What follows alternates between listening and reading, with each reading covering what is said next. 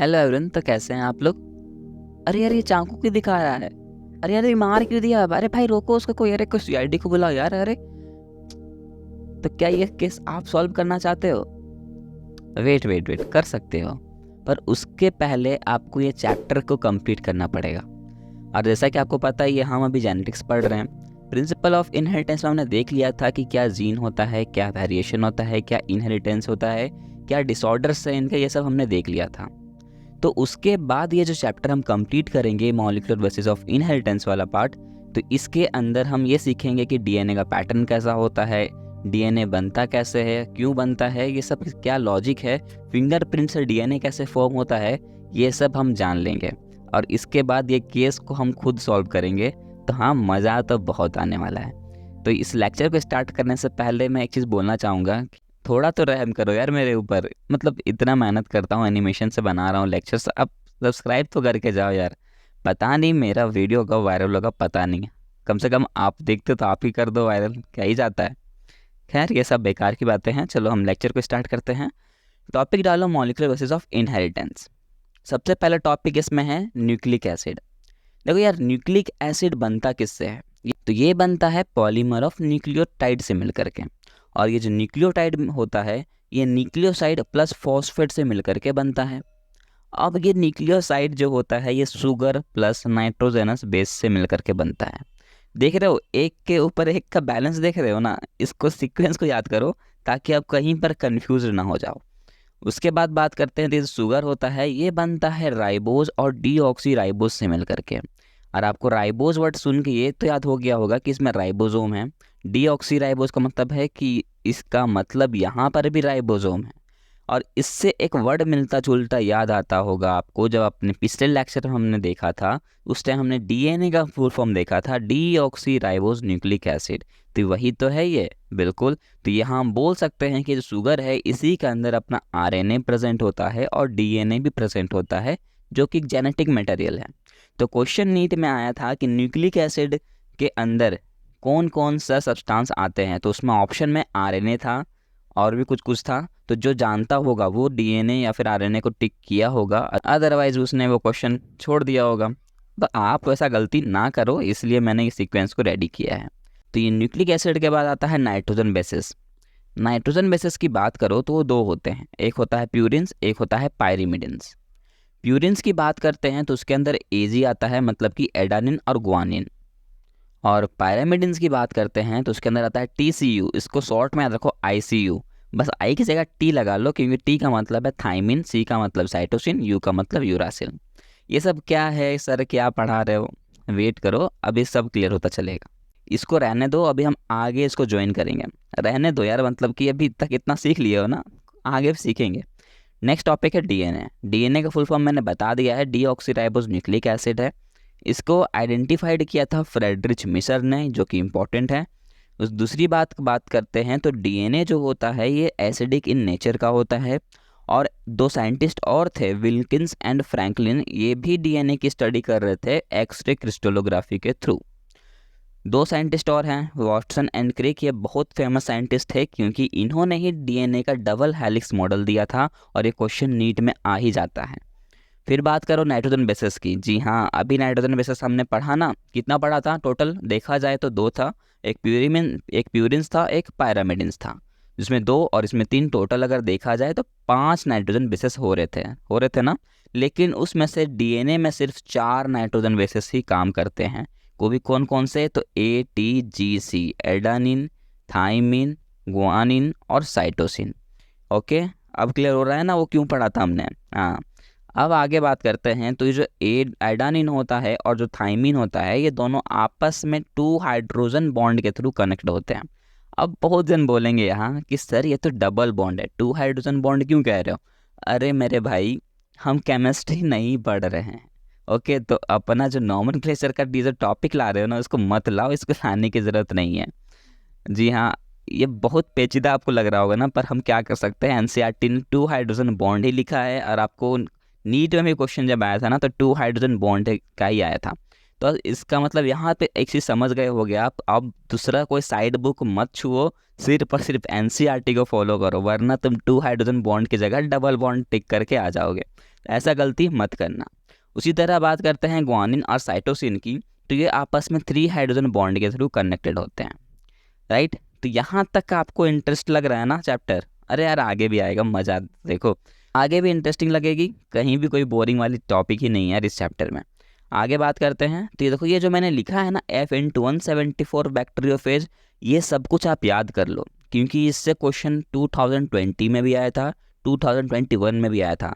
NEET के according बहुत important topic है, और जो बोर्ड्स में है वो अगर सिर्फ और सिर्फ ई कोलाई और ह्यूमन का बेस पे याद कर लेते हो तो भी काफ़ी होता है, राइट। नेक्स्ट टॉपिक डालो जेनेटिक कोड। हाँ मिस्टेक से यहाँ गेमेटिक कोड लिखा गया। अरे यार माइंड मत ना करो, तो छोटी छोटी मिस्टेक होती रहती है, मैं भी कोई प्रोफेशनल थोड़ी हूँ, हो जाती है मिस्टेक, माफ़ कर दो भाई। इससे ज़्यादा मैं क्या ही बोल सकता हूँ, आपको माफ़ी ही तो मांग सकता हूँ ना। ठीक है आगे बढ़ते हैं। तो इसके अंदर हमें 4 नाइट्रोजन बेसिस देखने को मिलता है, जो कि हमने पहले देखा था, इसमें कोई नई बात तो है नहीं।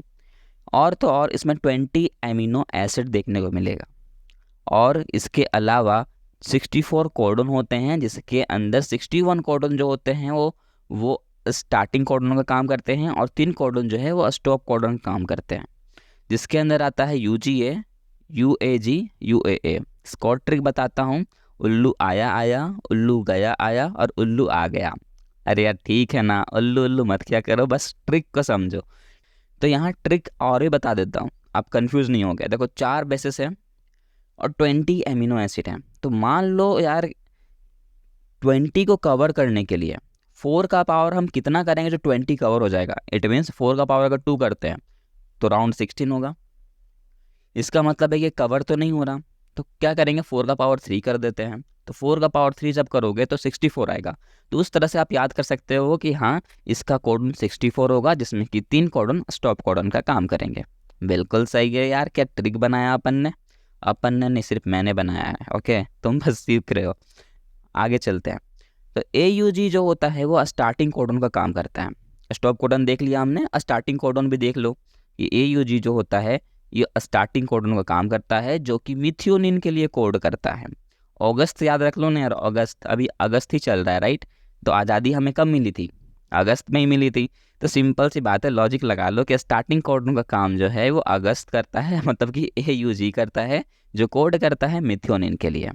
आगे बढ़ते हैं। तो ये जो रीड करता है ना, इसमें कोई भी पंक्चुएशन नहीं होता है, विदाउट पंक्चुएशन ये रीड कर सकता है, एंड नियरली यूनिवर्सल एक्सपेक्शन। और कुछ एक्सेप्शन है, देखो यार जनरली तो ये सब आपको इनऑर्गेनिक केमिस्ट्री में एक्सेप्शन दिखता है, पर बायोलॉजी में कहीं ना कहीं थोड़ा बहुत आ ही जाता है, क्योंकि लत लग चुकी है केमिस्ट्री और बायोलॉजी को थोड़ा सा आपस में रहने की, तो इसलिए ऐसा असर हो गया है। कोई बात नहीं, आगे देख लेते हैं ना क्या एक्सेप्शंस है। पहला एक्सेप्शन है माइटोकॉन्ड्रियल कोडन्स एंड सम प्रोटोजोन्स। इसमें कुछ एक्सेप्शन है, ठीक है, बस इतना जान लो क्या एक्सेप्शन है, ये जानने की ज़रूरत नहीं है। और कोड जो होता है वो डीजनरेट भी हो सकता है। कब हो सकता है वो देखो, हमेशा तो होता है कि एक कोडोन जो होता है एक एमिनो एसिड के लिए कोड करता है, लेकिन कभी कभी एक एमिनो एसिड को कोड करने के लिए एक से अधिक कोडोन का भी यूज हो जाता है, तब उस केस में कोड डीजनरेट कर सकता है।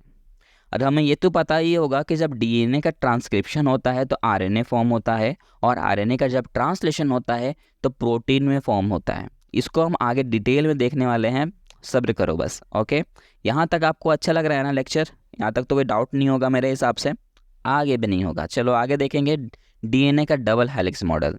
तो आपको DNA का डबल हेलिक्स मॉडल तो दिख ही रहा होगा, पर अभी कुछ समझ नहीं आ रहा होगा कैसा है यार, मैंने कुछ बताया ही नहीं अभी, एक एक करके समझते हैं। देखो आपको यहाँ पर दिख रहा है क्या, C और G, A और T, क्या है ये सब? कोडोन ही तो हैं, बिल्कुल जैसा कि हमने देखा था। और हमने ये भी पता है कि DNA में सिर्फ 4 कोडोन ही होते हैं, ATGC, तो यही आपको दिख रहे होंगे, बिल्कुल यही दिख रहे हैं। 2 हाइड्रोजन बॉन्ड से कौन कनेक्टेड है? A और T। 3 हाइड्रोजन बॉन्ड के साथ कौन कनेक्टेड है? G और C। तो ये G का जो G है ये क्या है? कोडोन है। तो उसका एंटी कोडोन जो होता है वो C होता है, और A का एंटी कोडोन T होता है। तो हम इसको बोल सकते हैं कि ये जो DNA का स्ट्रैंड्स है ये एंटी पैरेलल DNA स्ट्रैंड्स हैं, बोल सकते हैं ना, क्योंकि ये जस्ट अपोजिट है। एक कोडोन है तो उसका ये एंटी कोडोन है। तो यहाँ पर आपको एंटी कोडोन वर्ड नया नया सुनने को मिल रहा होगा, कोई बात नहीं, यहाँ सभी कुछ नया सीखने को मिलेगा, पर बस सब्र करो, आगे हम अच्छे से इसको एक्सप्लेन करेंगे। अभी ये तो समझ गए कि ये जी का एंटीकोडन कौन होता है, सी होता है, और ए का एंटीकोडन टी होता है। इसीलिए हमने इस डीएनए के स्ट्रैंड को कह दिया एंटी पैरेलल डीएनए स्ट्रैंड। कोई डाउट है क्या? कोई भी डाउट नहीं। यही आगे जा करके डीएनए के लैडर्स बनाते हैं, जैसा कि आपको यहाँ दिख रहा होगा CGAT इस तरफ लिखा हुआ है। बिल्कुल कोई डाउट नहीं है इसमें। अगर हम बात करते हैं तो ये जो डीएनए का लैडर बनता है, उसके बाद इसको सपोर्ट प्रोवाइड करने के लिए बैकबोन चाहिए होता है। वो बैकबोन बना होता है शुगर प्लस फॉस्फेट से, इसीलिए उस बैकबोन को हम शुगर फॉस्फेट बैकबोन कहते हैं। तब जा करके जो डीएनए का डबल हेलिक्स मॉडल है वो हमारा तैयार होता है। तो सोच लो, इतना जाकर मेहनत करते हैं तब जा करके डीएनए का डबल हेलिक्स मॉडल सही से बना था। अब ये भी कंप्लीट नहीं हुआ है, अभी आगे भी सुनो। ये जो मॉडल बन गया डबल हेलिक्स वाला, तो यहाँ पर आपको नाइट्रोजन बेसिस दिख रहे होंगे, याद करो वही ATGC वाला। तो ये लाइन बन चुका है, तो वो क्या है? वही तो है कोडोन, राइट। एक A है तो एक T है, एक G है तो एक C है, यही तो है कोडोन जो एक स्ट्रेट लाइन में कन्वर्ट हो चुके हैं। तो अगर हम बात करें तो जो दो बेसिस के डिफरेंसेस आपको दिख रहे होंगे, दो बेसिस के डिफरेंस समझ रहे हो? मतलब कि ये एक नाइट्रोजन बेस, ये दूसरा नाइट्रोजन बेस, ये दोनों के बीच का जो डिफरेंस होता है वो 3.4 एंगस्ट्रॉम का होता है। ओके। और अगर हम बात करें तो ऐसे ऐसे 10 नाइट्रोजन बेस जब मिलते हैं तो डीएनए का एक टर्न कंप्लीट होता है। ये मैं मजाक नहीं कह रहा, ये आपके एनसीईआरटी में लिखा है, और इस तरह से लिखा है ना कि आप रीड करोगे तो समझ नहीं पाओगे। इसलिए मैंने इस तरह का सीक्वेंस बनाया है ताकि आप यहाँ मज़े मज़े में ही सीख जाओ। कुछ भी एक्स्ट्रा हमने नहीं किया है। ये जो नाइट्रोजन बेसिस हमने रेडी किया ATGC वाला, उसी को हमने मिला दिया। जैसे से 10 नाइट्रोजन बेसिस जब मिलेंगे तो हमने कहा ये डीएनए का एक टर्न कंप्लीट होता है, और एक नाइट्रोजन बेसिस की डिफरेंस होती है 3.4 एंगस्ट्रॉम। तो 10 बेसिस की डिफरेंस कितनी हो जाएगी? तो 10 इंटू 3.4 एंगस्ट्रॉम, रिजल्ट आ जाएगा 34 एंगस्ट्रॉम। तो ये हम बोल सकते हैं कि वन टर्न में 34 एंगस्ट्रॉम लगता है। दूसरा बात करते हैं, तो ये जो नाइट्रोजन बेसिस, तो ये तो बहुत मज़ेदार में क्लियर हो गया। तो अब यहाँ कोई डाउट नहीं होगा। एक और छोटा सा एक चीज़ छूटा हुआ है, उसको भी मैं बता देता हूँ कि ये जो स्ट्रेन आपको दिख रहा है ना, इधर इधर एक सिंगल, ये स्ट्रेन ये रहा, दूसरा स्ट्रेन ये रहा। स्ट्रेन और बेसिस समझ में आना जरूरी है आपको। बेसिस हो गया वो स्ट्रेट लाइन वाला, और स्ट्रेन हो गया जो ये S टाइप का दिख रहा है ना आपको, यही है हमारा स्ट्रेन। तो दो स्ट्रेन है, राइट। तो दो स्ट्रेन की डिफरेंस होती है 20 एंगस्ट्रॉम की। इससे नीट में क्वेश्चन आता है, इसलिए मेरे को ये बताना ज़्यादा ज़रूरी था। तो और कोई भी कन्फ्यूज़न इसके आगे नहीं होगा। अगर आपने यहाँ तक सीख लिया है ना, तो आगे आप बहुत ही ईजी लगेगा आपको। हाँ, आखिरकार सर हमने सीख लिया। हाँ, मेरे को पता है यार, बहुत मेहनत लगी है ना। कोई बात नहीं, आगे देखो। आगे है डीएनए पैकेजिंग। अब डीएनए तो अपन ने बना लिया, अब इसको पैकिंग करेंगे। पैकिंग किस में करते हैं अपन? कोई भी प्लास्टिक हो, रफ है ना, करते हैं ना। करते हैं कि नहीं करते यार? बिल्कुल करते हैं। मान लो कहीं आप रिसेप्शन पे जा रहे हो, तो आप क्या करते हो? लिफाफा तो देते ही हो ना उसको, मतलब पैसे जो भी आप लेके गए हो देते हो उसको, पैकिंग करके देते हो ना। ऐसा तो नहीं देते हैं खुले में, ले भाई ले रख ले तू पैसा, ऐसा तो नहीं करते होंगे, राइट। तो उसी तरह अब डीएनए बन चुका है, इसको पैकिंग करेंगे, एक सेफ से इसको रखेंगे ताकि भैया ये डैमेज उमेज ना हो जाइए। ओके। तो इसको भी मैंने एक कहानी के रूप में बनाया है। कहानी को याद रखो, आपको ये भी याद करने की ज़रूरत नहीं है। देखो कहानी कुछ इस तरह है। आपको ये फिगर दिख रहा होगा, जहाँ पर आपको एक इलेक्ट्रिक पोल दिख रहा होगा और उसके ऊपर इलेक्ट्रिक वायर लगे हुए हैं, दिख रहे हैं? जो इलेक्ट्रिक पोल होते हैं वो देखो दूर दूर तक लगे हुए हैं, हर जगह इलेक्ट्रिक पोल लगा हुआ है। तो इलेक्ट्रिक पोल को मानना है आपको हिस्टोन। क्या मानना है? हिस्टोन मानना है। ठीक है सर, बिल्कुल मान लिया। वो जो इलेक्ट्रिक वायर है उसमें क्या बह रहा होगा? करंट बह रहा होगा। तो करंट में भी क्या होता है? चार्ज होता है। चार्ज होता है ना, फिजिक्स तो पढ़ते ही होगे। Flow of charge is non electric current, या फिर करंट बोलते हैं, बोल है ना यार, यही तो कहते हैं ना। पता नहीं मेरे को भी, मेरे बस बोल दिया, आप चेक कर लेना। पर चार्ज बहता है। चार्ज में भी कौन सा बहता है? इलेक्ट्रॉन या प्रोटॉन? इलेक्ट्रॉन बहता है, राइट। चार्ज कौन सा होता है? नेगेटिव होता है। देखो ध्यान से सुनते चलो, है ना, कनेक्ट कर रहे हैं अपन। तो यहाँ पर याद रखना है कि जो डीएनए का चार्ज होता है वो क्या होता है? नेगेटिव होता है, और एसिडिक इन नेचर होता है। याद करो, हमने पहले ही देखा था जी, बिल्कुल। चलो ठीक है, ये भी याद हो गया। हम ये भी बोल सकते हैं कि जो पोल है वो देखो, वो तो सेम है ना, वो तो सेम ही है ना, बिल्कुल। लेकिन जो इलेक्ट्रिक करंट है वो देखो तो यहाँ से वहाँ बह रहा है ना, फ्लो ऑफ चार्ज हो रहा है ना, आखिर बह तो रहा है करंट, ठीक है सर, बिल्कुल मान लिया। तो उसी तरह डीएनए भी जनरेशन टू जनरेशन चेंज होता जाता है। कैसा लगा ट्रिक? अगर अच्छा लगा हो तो समझ गए, तो अगर अच्छा लगा हो ना ट्रिक तो लाइक करके चलो और सब्सक्राइब भी, है ना। बहुत जना अभी दिमाग में आने लगा होगा कि यार जनरेशन टू जनरेशन चेंज होता है, इट मीन्स डीएनए का डबल बेस पेयर है, तो सिंगल बेस पेयर में अगर चेंजेस आता है तो उसके कारण म्यूटेशन देखने को मिलता है। बिल्कुल सही जा रहे हो अब तो यार, मज़ा आ गया ना मेरे को भी। तो म्यूटेशन जो होता है वो भी दो तरह का होता है, एक होता है पॉइंट म्यूटेशन, एक होता है frame shift mutation. Point mutation कहता है जैसे कि कोई सीक्वेंस मान लो है A B A B A B, उसमें से कोई मिस्टेक से मान लो कि गायब हो जाता है। जैसे कि मैंने यार बी को लाइन किया है तो समझ जाओ कि बी जो है वो गायब हो गया, और अब सीक्वेंस हो जाएगा A B B A B, तो इस तरह का हो जाएगा, तो वो हो गया पॉइंट म्यूटेशन। एक होता है frame shift mutation. Frame shift mutation कहता है कि कोई आ जाए या फिर कोई चला जाए, मतलब कि मान लो कोई सीक्वेंस हो अपना ए बी, उसमें से पहले आ जाए कोई एफ, है ना, कोई भी एक्स्ट्रा आ जाए या तो फिर कोई निकल जाए उसमें से, तो उसको कहेंगे फ्रेम शिफ्ट म्यूटेशन। ओके, ये भी क्लियर हो गया होगा। बिल्कुल यार, म्यूटेशन को भी बहुत इजी वे से अपन ने कंप्लीट कर लिया, राइट। चलो बहुत बढ़िया बात है। अब वापस से हिस्टोन पे आ जाते हैं। देखो हिस्टोन क्या हो गया, पॉजिटिव चार्ज, डीएनए क्या हो गया, नेगेटिव चार्ज। हिस्टोन जो होते हैं इसके अंदर कौन कौन से हिस्टोन देखने को मिलते हैं, देखो पहला होता है H1 हिस्टोन, दूसरा होता है H2A हिस्टोन, तीसरा होता है H2B हिस्टोन, फिर H3 हिस्टोन और H4 हिस्टोन। जिसमें कि H1 हिस्टोन का काम होता है लिंकिंग करना, इसलिए कहते हैं इसको लिंकर हिस्टोन। तो बाकी के तो 4 हिस्टोन होते हैं उसको अपन हिस्टोन ऑक्टामर कहते हैं। ठीक है, इसके लिए भी ट्रिक बता देता हूँ यार, 4 है इसका 2 गुना कर तो क्या हो जाएगा, 8 हो जाएगा। 8 को क्या कहते हैं, ऑक्टा कहते हैं। तो यार ऑक्टामर तो याद कर लोगे, बिल्कुल सही है, अब कोई दिक्कत नहीं होगी। चलो ठीक है, तो हम बोल सकते हैं कि ये H1 हिस्टोन और ये हिस्टोन ऑक्टामर, इसके अलावा अगर 200 बेस पेयर मिलते हैं तो जाकर के एक न्यूक्लियोसोम फॉर्म होता है। आई रिपीट, जब H1 हिस्टोन और हिस्टोन ऑक्टामर इसके अलावा 200 बेस पेयर ऑफ डीएनए आपस में जब कंबाइन होते हैं तब जाकर के एक न्यूक्लियोसोम का फॉर्मेशन होता है। और वैसे वैसे 6 न्यूक्लियोसोम जब बनते हैं तब जाकर के एक सोलेनोइड का फॉर्मेशन करते हैं। और बहुत सारे सोलेनोइड जब मिलते हैं तब जाके क्रोमेटिड बनता है। और वैसे वैसे जब 2 क्रोमेटिड बनते हैं तब जा कर के एक क्रोमोसोम अपना रेडी होता है। और क्रोमोसोम का स्ट्रक्चर कुछ इस तरह का होता है, उसके ऊपर में टेलोमेयर होते हैं, बीच में सेंट्रोमेयर होता है और साइड में काइनेटोकोर प्रेजेंट होता है। तो यहाँ पर हमने क्रोमोसोम को वे स्ट्रक्चर देखा, डीएनए कैसे फॉर्म होता है वो भी देखा। आपको इंटरेस्टिंग लग रहा है ना यार ये सब टॉपिक्स? यार लग ही रहा होगा, मुझे मेरे हिसाब से तो आपको ये इंटरेस्टिंग लग रहा होगा, क्योंकि यहाँ पर अभी हमने कुछ भी पेचीदा चीज़ डाला ही नहीं है ना। कोई बात नहीं, आगे आओ, आगे भी मज़ा आएगा। एक बात बताऊँ, पता है तुम्हें जितना इजी लग रहा है ना यार, मेरे को उतना ही डिफ़िकल्ट लगा था जब मैंने सबसे पहले पढ़ा था।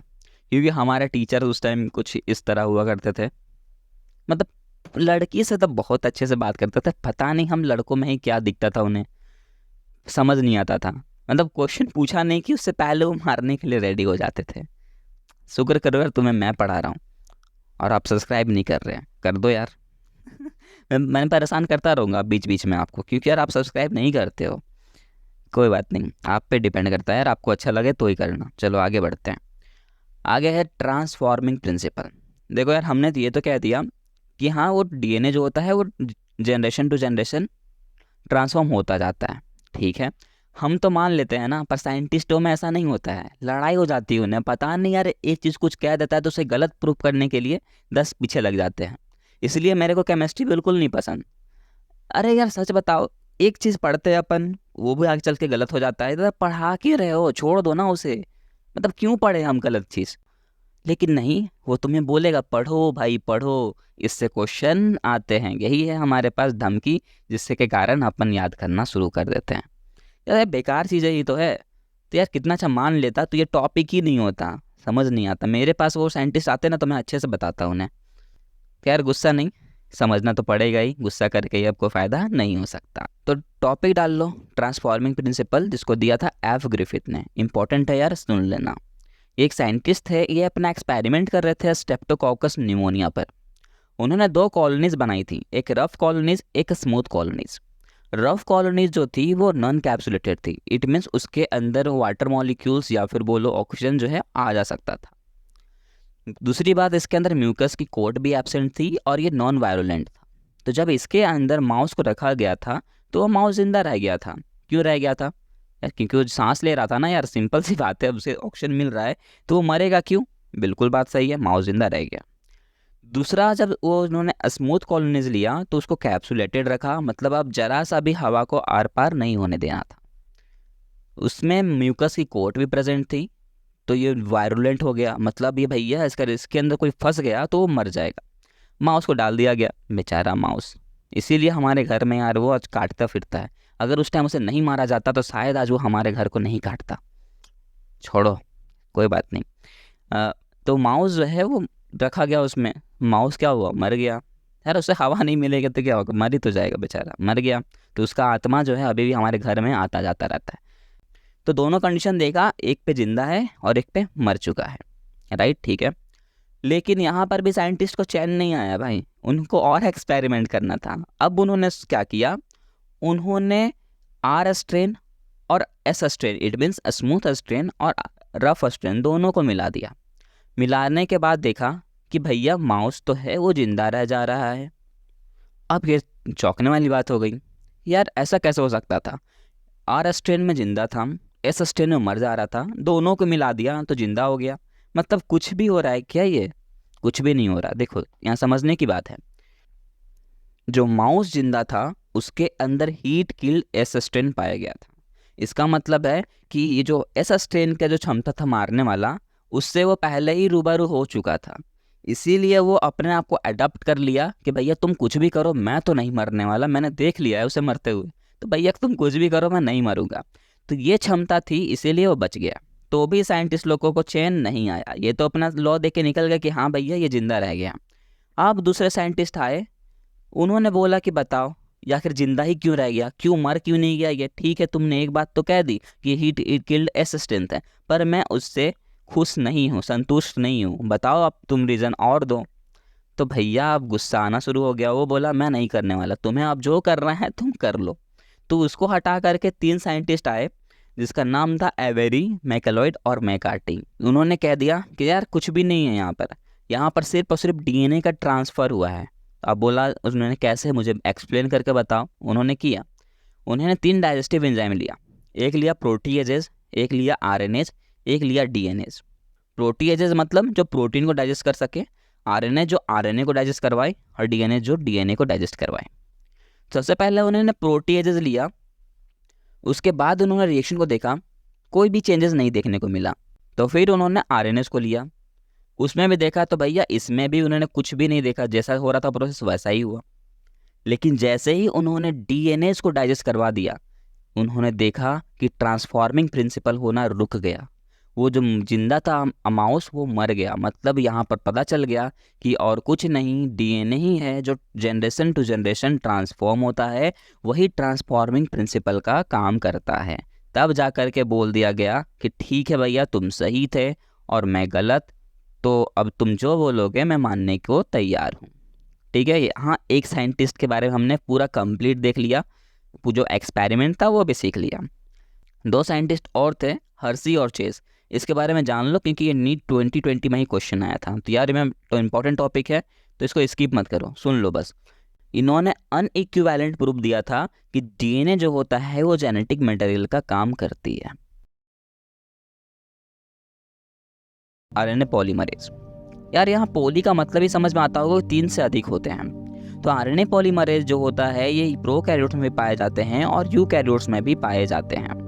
प्रोकैरियोट्स की बात करो तो यहाँ पर जो आरएनए पॉलीमरेज होता है वो एक टाइप के ही होते हैं। आरआरएनए हो गया, it means receiver RNA, transfer RNA या फिर मैसेंजर आरएनए। यूकैरियोट्स की बात करो तो इसमें जो आरएनए पॉलीमरेज होते हैं ये 3 टाइप के होते हैं। बहुत इंपॉर्टेंट है, इससे 2021 में क्वेश्चन पूछा था नीट ने। ओके, पहला बात करें आरआरएनए, इसमें भी है, मतलब receiver RNA, messenger RNA. HnRNA को अपन प्री मैच्योर आरएनए कहते हैं, मतलब आरएनए बनने से पहले ये एचएनआरएनए में कन्वर्ट होता है। देखो यार, हमें तो ये तो पता है डीएनए से आरएनए बनता है, सिंपल सी बात है, एक स्ट्रैंड जब टूटता है तो आरएनए बनता है, राइट। तो वो आरएनए से बनने से पहले वो एचएनआरएनए में बनता है, तब जाके वो आरएनए में कन्वर्ट होता है। लास्ट है टीआरएनए, जिसको ट्रांसफर आरएनए कहते हैं। तो इतना कॉम्प्लिकेटेड ना करते हुए आराम से पढ़ेंगे, एक एक करके पढ़ते हैं, है ना। सबसे पहले मैंने लिखा है डाउन स्ट्रीम और अप स्ट्रीम। देखो डाउन स्ट्रीम और अप स्ट्रीम क्या होता है पता है? नहीं पता, क्योंकि मेरे को बताया नहीं अभी। अभी बताता हूँ। याद करो जब हमने डीएनए का मॉडल देखा था डबल हेलिक्स वाला, कैसे पता होगा, आपने पहला पार्ट तो देखा ही नहीं, मतलब फिर भी दिखा देता। ये जो हमने डीएनए का मॉडल देखा, तो वहाँ पर हमें पता है ना कि 2 स्ट्रैंड थे, तो एक को डिनोट करते हैं 5 डैश से, एक को डिनोट करते हैं 3 डैश से। तो नीचे भी डिनोट करना पड़ेगा, तो 5 डैश को डिनोट करेंगे नीचे 3 डैश से, 3 डैश को डिनोट करेंगे नीचे 5 डैश के साथ। बिल्कुल सही है कि यहाँ पर कोई डाउट नहीं है। ये जो 5 डैश टू 3 डैश की ओर आ रहे हैं अपन, इस स्ट्रीम को कहेंगे डाउन स्ट्रीम, ठीक है। 3 डैश टू 5 डैश की ओर आ रहे हैं, इस स्ट्रीम को कहेंगे अप स्ट्रीम। यार कुछ भी नहीं है, ट्रिक लगाओ बस। अगर कोई बढ़ रहा है, अप का मतलब क्या होता है बढ़ना, तो 3 से 5 की ओर बजा रहा है, मतलब वो बढ़ रहा है। और घटने का मतलब क्या है? डाउन। डाउन मतलब घट रहा है, तो 5 डैश टू 3 डैश की ओर आ रहा है, इसका मतलब वो स्ट्रीम डाउन स्ट्रीम हो गया। इसमें कोई याद करने वाली ट्रिक है ही नहीं, ये सब बस लॉजिक की बात है, जो कि मेरे पास भर भर के हैं। हाँ ठीक है ना यार, नहीं फेंक रहा, चलो ना आगे आप। एक होता है स्ट्रक्चरल जीन। स्ट्रक्चरल जीन कहता है ये जो है ये डीएनए का सेगमेंट है जो कोड करता है आरआरएनए के लिए। इट मीन्स स्ट्रक्चरल जीन ही सबसे पहले डीएनए को ब्रेक करेगा और कन्वर्ट करेगा एचएनआरएनए में, और एचएनआरएनए से फिर मैच्योर आरएनए में कन्वर्ट करता है। बिल्कुल ठीक है, कोई डाउट नहीं है यहाँ पर। एक मैंने यहाँ पर देखो स्ट्रेन बनाया है, भले थोड़ा टाइम, ये जो टेबल है थोड़ा इधर उधर हो गया है, पर समझ जाओगे मेरे हिसाब से। देखो यहाँ 5 डैश टू 3 डैश लिखा हुआ है, बिल्कुल सही है। इस स्ट्रीम को क्या कहेंगे? डाउन स्ट्रीम कहेंगे, बिल्कुल ठीक है, कोई दिक्कत नहीं है। आपको इस टेबल में दिख रहा होगा कि हमने कोडन लिखा है, जैसे कि TATAA लिखा है, उसके जस्ट नीचे उसका एंटी कोडन भी लिखा हुआ है। क्या हम सबको पता है टी का एंटी कोडन क्या होता है? A होता है, जी का एंटी कोडन C होता है। बिल्कुल सही है, कोई डाउट नहीं है। उसी तरह सेकंड बॉक्स में भी देखो, वहाँ पर भी एक कोडन लिखा हुआ है और इसके नीचे एंटी कोडन लिखा हुआ है, यहाँ भी कोई डाउट नहीं है, ठीक है सर। नीचे वाला जो कोडन है वो कौन सा स्ट्रेन पे है? 3 डैश टू 5 डैश वाला स्ट्रेन पे है, यहाँ भी कोई डाउट नहीं है। वहाँ पर देखो स्ट्रक्चरल जीन प्रेजेंट हो गया। स्ट्रक्चरल जीन क्या करता है? डीएनए को आरएनए में कन्वर्ट करने का काम करेगा। तो वो क्या करेगा भैया? वो स्ट्रेन लेगा और तोड़ना शुरू करेगा, तो कन्वर्ट करेगा, सिंपल सी बात है। अब यहाँ मज़ा आएगा। देखो अभी बहुत जन हम तभी से कर रहे हैं ए का एंटीकोडन T, जी का एंटीकोडन C, यहाँ भी वही कर देंगे, पर ऐसा नहीं होता। अब यहाँ आएगा ट्विस्ट। अगर आप यहाँ पर इसका एंटीकोडन बनाओगे आरएनए के लिए, तो बहुत जन यहाँ क्या कर देंगे? A फिर T लिख देंगे, जो कि आपको नहीं लिखना है। यहाँ पर आएगा U, मतलब यूरासिल।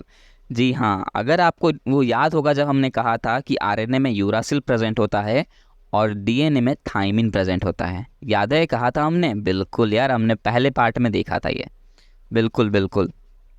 तो मैंने कहा था ना, हमने कुछ भी एक्स्ट्रा चीज़ नहीं पढ़ा है। देखो कहीं ना कहीं वो लिंक्ड हो रहा है ना, बिल्कुल होगा।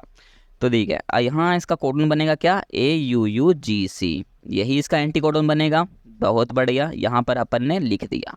तो ये जो एंटी कोडन है वो किसके लिए बन गया? आरएनए के लिए बन गया है। तो कुछ इसी तरह होता है डीएनए से आरएनए का फॉर्मेशन, किसमें? प्रोकैरियोट्स में।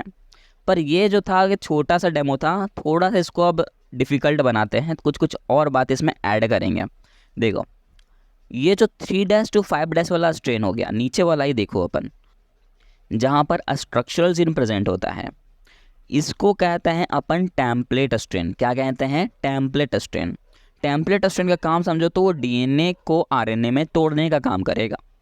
ठीक है सर, कोई डाउट नहीं है। उसके नीचे देखो 5 डैश टू 3 डैश दिख रहा होगा आपको, बिल्कुल दिख रहा है। उसका काम होता है कोडिंग स्ट्रेन, वही एक नया कोड को कोडिंग करने का काम करता है। जिस तरह हमने देखा आरएनए के लिए कोडिंग कौन किया था? 5 डैश टू 3 डैश वाला ही स्ट्रेन किया था। बिल्कुल ठीक है यार, यही चीज़ मेरे को बतानी थी। और तो और इसको अब पूरा शॉर्ट में कवर करेंगे। देखो प्रोकैरियोट्स में ना 3 ही फेज आते हैं आरएनए पॉलीमरेज को फॉर्म करने के लिए। पहला है इनिशिएशन फेज, दूसरा है इलोंगेशन फेज, तीसरा आता है टर्मिनेशन फेज। अब बोलोगे सर ये क्या कह रहे हो आप, समझ नहीं आ रहा। देखो यार आरएनए पॉलीमरेज 3 होते हैं ना, देख लिया था हमने, आरआरएनए, एमआरएनए, टीआरएनए। ठीक है, बिल्कुल ठीक है, कोई दिक्कत नहीं है। तो जो आरएनए पॉलीमरेज जब फॉर्म होगा, उस फेज़ को कह दिया हमने इनिशिएशन फेज, और वो इनिशिएट हो रहा है। उसके बाद वो आरएनए पॉलीमरेज बढ़ेगा भी, तो मतलब जिस तरह हमने कोडिंग अभी स्टार्ट किया, तो मतलब वो अभी क्या हुआ, इनिशिएट हुआ, वो कोडिंग आगे भी बढ़ेगा, राइट। उस फेज़ को कहेंगे इलोंगेशन फेज़। एक टाइम ऐसा आएगा जब कोडिंग आगे जाके रुक जाएगी, स्टॉप करना पड़ेगा, उस फेज़ को कहेंगे टर्मिनेशन फेज़। बिल्कुल सही है, यहाँ पर भी कोई डाउट नहीं है। अब देखो एक एक करके देखते हैं। मान लो हमें कुछ चीज़ को इनिशिएट करना है, तो हम लिखेंगे आरएनए पॉलीमरेज, मतलब जो भी आरएनए पॉलीमरेज को हम बनाना चाहते हैं, चाहे वो आरआरएनए हो, एमआरएनए हो या फिर टीआरएनए हो, वो आप बना लिख देना। उसको इनिशिएट करने के लिए अब काम करता है सिग्मा फैक्टर, तो उसमें ऐड कर देंगे सिग्मा फैक्टर। अब उसको हम इलॉन्गेशन देना चाहते हैं, तो वही लिखो आरएनए पॉलीमरेज जो भी आपने लिया होगा, उसको इनिशिएट कर दिया अपन ना। इलॉन्गेशन करने के लिए रो फैक्टर लगाते हैं, तो रो फैक्टर लगा दो।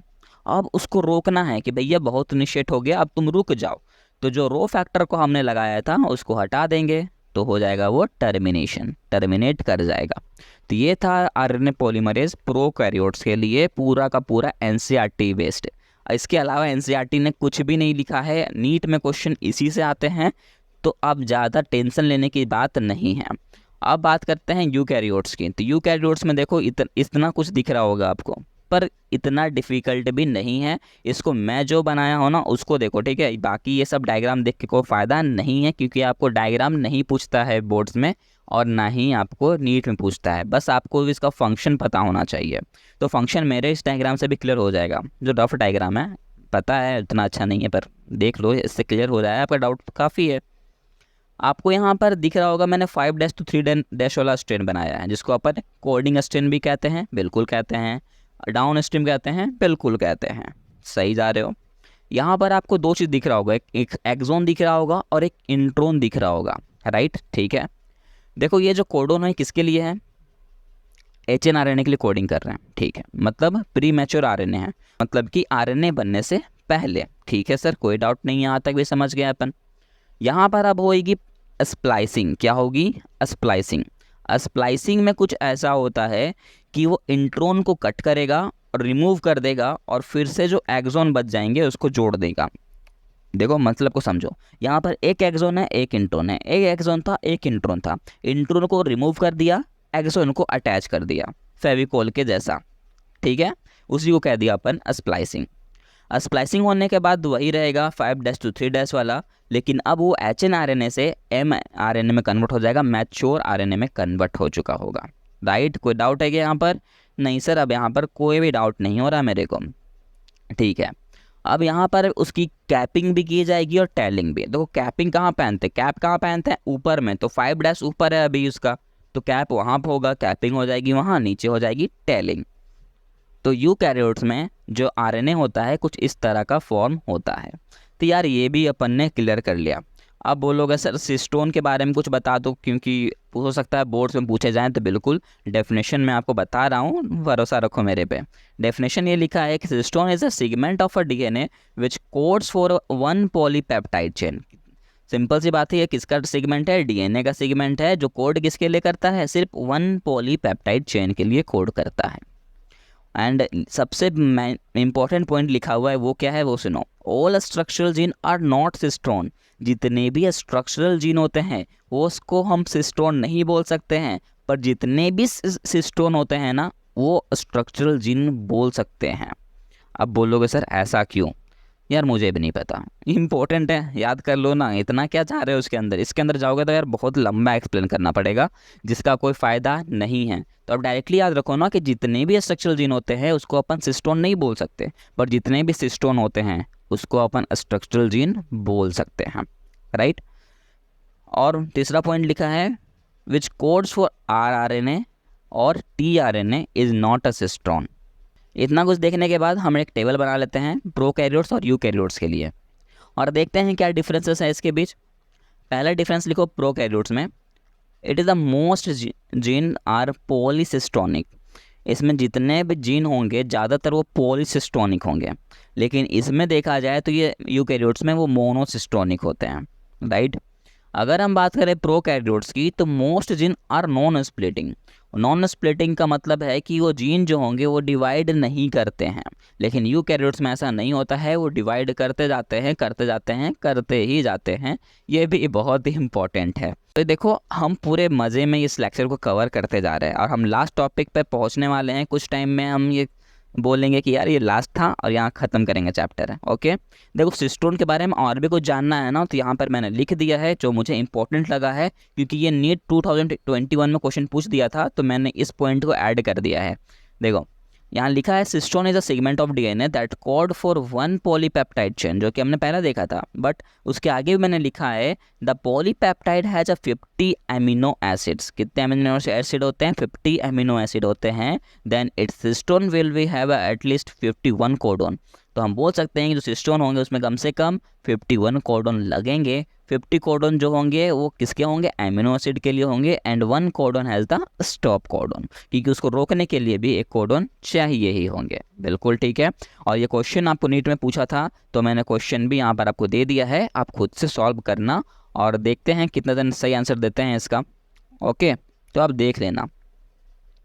इतना कुछ पढ़ने के बाद वापस से हम आते हैं कि हमने कहा था डीएनए होता है वो जब ट्रांसक्रिप्शन का प्रोसेस करता है तो आरएनए बनता है, और आरएनए का जब ट्रांसलेशन होता है तो प्रोटीन बनता है। बिल्कुल कहा था ना। तो ट्रांसक्रिप्शन और ट्रांसलेशन एक बार देख लेते हैं। तो इसी में एक टॉपिक है ऑपेरॉन वाला। देखो उसमें क्या कहता है, यहाँ पर आपको एक रिफ्रेशर दिख रहा होगा एमआरएनए का, जो कि इस ऑपरेटर के साथ जाकर के बाइंड कर जाता है, जिसके कारण ट्रांसक्रिप्शन का जो प्रोसेस है वो आधा अधूरा रह जाता है, कंप्लीट नहीं हो पाता। तो इसको हटाने के लिए आता है इंस्पेक्टर, जिसको कहते हैं इंड्यूसर। ये इंड्यूसर जो है ये क्या करेगा, वो ऑपरेटर के पास चिपकने से रोकेगा। किसको? रिप्रेसर को। कैसे रोकेगा? तो ये जो इंड्यूसर होता है ये रिप्रेसर में बीच में जाकर के कुछ इस तरह से बाइंड कर जाता है कि वो उसको हिलने ही नहीं देता। अब वो हिलेगा नहीं तो ऑपरेटर तक पहुंचेगा नहीं, और पहुंचेगा नहीं तो ट्रांसक्रिप्शन का प्रोसेस आराम से हो जाएगा। और ट्रांसक्रिप्शन का प्रोसेस जब कंप्लीट हो जाएगा तो वो किस में कन्वर्ट हो जाता है? वो सिंपल सी बात है सर, आरएनए में कन्वर्ट हो जाएगा। ठीक है, बिल्कुल कोई दिक्कत नहीं है। उसके बाद ट्रांसलेशन होगा और उससे वो प्रोटीन में कन्वर्ट हो जाएगा। एक छोटा सा टॉपिक है ट्रांसलोकेशन, इसको इस डायग्राम के थ्रू ही कवर कर लेंगे। देखो ट्रांसलोकेशन कहता है कि कोई आपके पास नॉन होमोलोगस क्रोमोसोम है, उसको आपको बीच से कट करना है और उसके में ही आपस में क्रॉसिंग ओवर करवा देना है। उस क्रॉसिंग ओवर को अपन कहेंगे ट्रांसलोकेशन, जो कि इलीगल क्रॉसिंग ओवर करवाता है। और इसके दो टाइप होते हैं, सिंपल ट्रांसलोकेशन, रेसिप्रोकल ट्रांसलोकेशन। जैसा कि आपको फिगर में यहाँ दिख ही रहा होगा डायग्राम में कि देखो यहाँ दोनों कैसे हैं, नॉन होमोलोगस है। दोनों सेम है क्या? नहीं है। तो क्या सिंपल सी बात है, नॉन होमोलोगस क्रोमोसोम था। इसने क्या किया, यहाँ पर से ब्रेक किया, इसको भी यहाँ ब्रेक किया, और आपस में ही क्या कर लिया इन्होंने, क्रॉसिंग ओवर करना शुरू कर दिया। इसका वाला वहाँ चला गया, उसका वाला यहाँ चला दिया। मतलब हम बोल सकते हैं इसकी टोपी उसके सर। जी हाँ बिल्कुल, वो ऐसा ही करता है कुछ, और इस तरह का ये ट्रांसलोकेशन होता है। क्लियर है? तो ये बेकार सा था यार, उतना कोई खास नहीं था।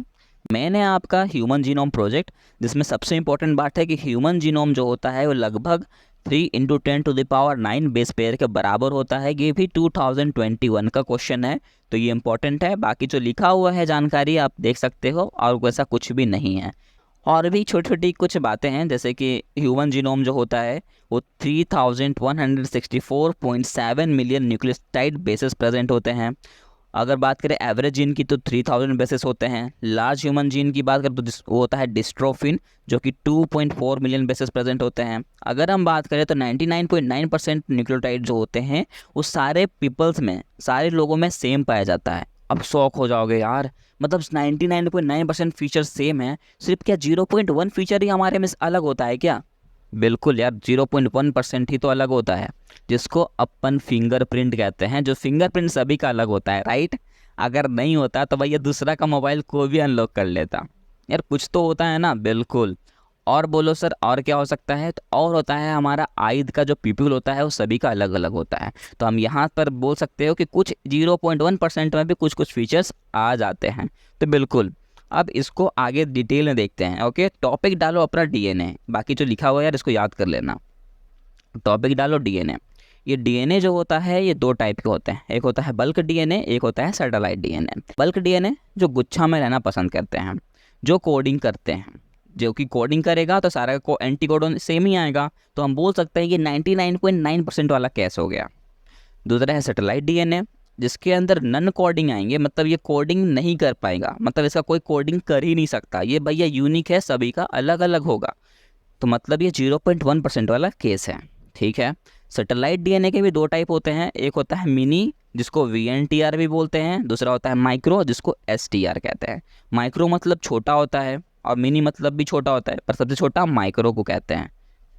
ट्रिक बता देता हूँ, माइक्रोस्कोप सभी को पता होता है, छोटे चीज़ों के लिए यूज करते हैं, बिल्कुल ठीक है।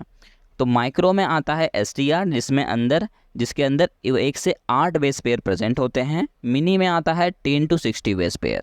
अब बोलो सर इसका कोई फ़ायदा, इतना कुछ हमने सीखा है, इसका कुछ तो फ़ायदा होगा। जी हाँ, अब फ़ायदा आपको दिखेगा कि हमने जो केस को सबसे पहले छोड़ा था, उस केस को अब हम स्टडी करेंगे और हम इस जो क्रिमिनल था उसका पता लगाएंगे। तो जेल इलेक्ट्रोफोरेसिस का डेफिनेशन कहता है, it is a technique which use to separate the DNA fragments और other micromolecules such as RNA and protein based on their size and their charge. कुल मिला के अगर देखा जाए तो इस प्रोसेस के थ्रू जो होता है, हम फिंगरप्रिंट लेकर के डीएनए को फॉर्म कर सकते हैं। इसको डिटेल में हम अभी नहीं पढ़ेंगे, जब बायोटेक्नोलॉजी पढ़ेंगे तब डिटेल में जाएंगे। अभी बस इतना जान लो कि इस प्रोसेस के थ्रू अपन फिंगरप्रिंट से भी डीएनए को फॉर्म कर सकते हैं, और वो डीएनए कौन सा डीएनए होगा? सैटेलाइट डीएनए होगा।